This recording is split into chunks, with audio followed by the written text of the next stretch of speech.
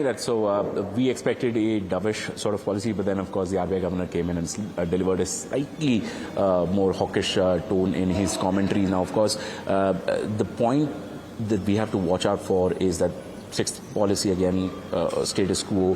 The stance remains the same as withdrawal of accommodation. But the RBI governor's main point is that there is a lack of transmission. There is an incomplete transmission happening in the credit market, for which reasons he didn't explain during his speech. Maybe later in the press conference he will explain it.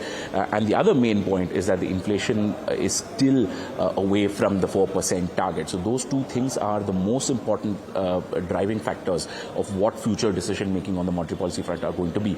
Now, if you look at where the RBI is projecting inflation for this financial year as well as the next financial year, FY25 is expected to be around 4.5%. Inflation hits 4% at some point in September, and then later on in the following 2 quarters of the next financial year, you will still see inflation remain higher than the 4% target. So that's something that you need to watch out for, and how that influences the RBI and the MPC's decision making.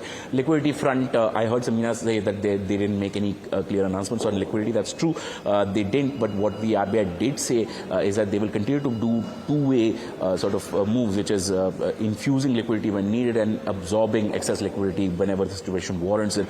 So the RBI remains nimble as far as managing the system liquidity is concerned.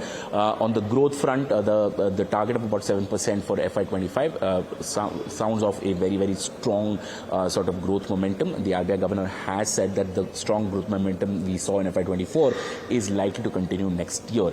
Now, apart from all of these rate-related decisions, I think two important things that the RBI governor did talk about. One was on the key fact statement bit, which till this point in time was only on for digital lenders who need to issue a key fact statement to the customers, which details all the interest rate as well as other costs involved with a loan. So now that will be extended to all retail and MSME loans. This is intended to bring in more transparency, but of course this raises the compliance cost for banks and NBFCs who traditionally did not do digital lending.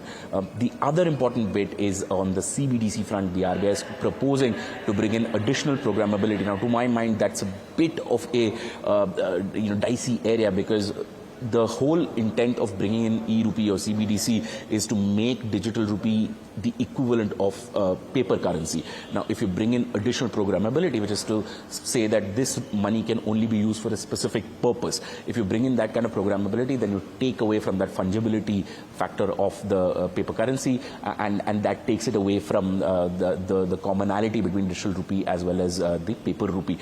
These, to my mind, were the most important sort of factors to watch out for as far as the monetary policy announcement is concerned. Let's see what happens during the press conference. Specifically, I would really like to know what the RBI governor meant by incomplete transmission and what the factors behind those are.